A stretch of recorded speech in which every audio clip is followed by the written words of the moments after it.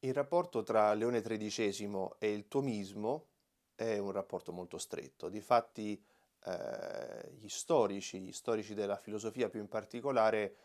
insistono molto sul contributo di Papa Leone XIII alla rinascita in epoca moderna del tomismo. Per comprendere questo rapporto dobbiamo ricordare il contesto storico e quindi anche di pensiero nel quale Papa Leone XIII e la Chiesa cattolica vivevano. Era un contesto, filosoficamente parlando, segnato da alcune correnti di pensiero, come per esempio quella positivista, quella idealista, è l'epoca del liberalismo e in maniera preponderante il liberalismo politico, ma anche legato alla sfera morale. È l'epoca segnata dallo sviluppo dei cosiddetti socialismi e da altre correnti di pensiero. All'interno di questo contesto, nel 1879, Papa Leone XIII pubblica la famosa enciclica Aeterni Patris. L'Aeterni Patris che segnerà in qualche modo un nuovo forte slancio per la diffusione del tomismo prevalentemente in ambito intraecclesiale, quindi all'interno della Chiesa Cattolica. Non dobbiamo però credere che il tomismo rinasca come per magia sotto Leone XIII.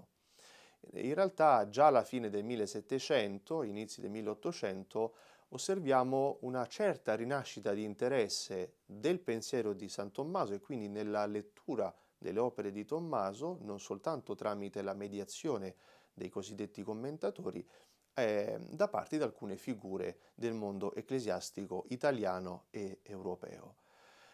E tra i papi che in realtà hanno poi contribuito in maniera preponderante allo sviluppo e hanno in qualche modo preparato la nascita della Aeterni Patris, vi è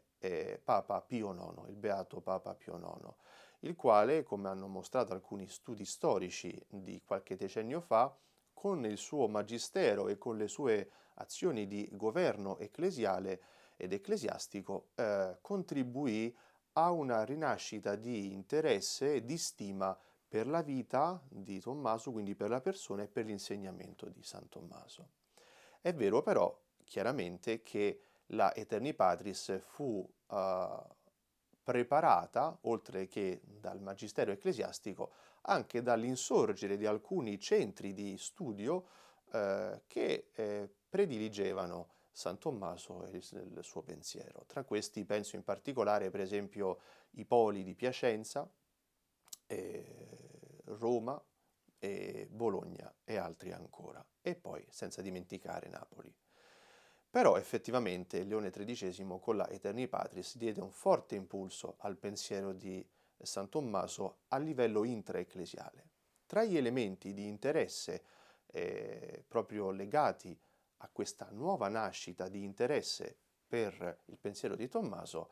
vi è quello che il Papa Leone scrive nella enciclica dicendo che il pensiero teologico aveva bisogno di un fondamento scientifico e anche di un fondamento filosofico capaci di entrare in dialogo, in un dialogo fruttuoso e anche critico, con le istanze prevalentemente filosofiche dell'epoca nella quale la Chiesa viveva. E l'Aeterni Patris significò, quindi l'abbiamo già detto in precedenza, significò una rinascita dell'interesse che poi si fece non soltanto pio desiderio oppure pia intenzione di conoscere Tommaso, eccetera, ma si fece prassi all'interno, per esempio, dei seminari, della vita delle chiese locali, delle cosiddette diocesi, all'interno degli ordini religiosi. Tra le novità in qualche modo introdotte a partire dalla Aeterni Patris abbiamo quindi la fondazione di numerose e nuove riviste scientifiche gestite da diocesi oppure da ordini ecclesiastici,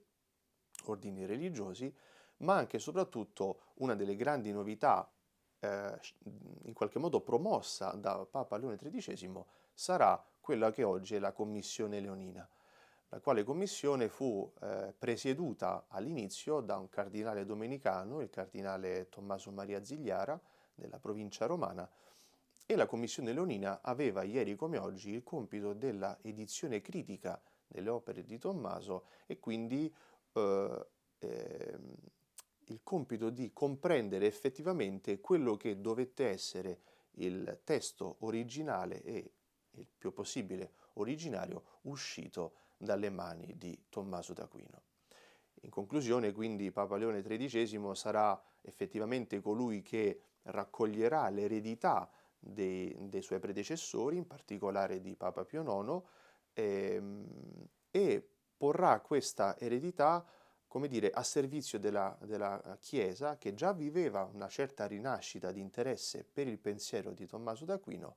e tramite la Aeterni Patris darà finalmente questo nuovo impulso alla rinascita degli studi tomistici a livello intraecclesiale, che poi significherà un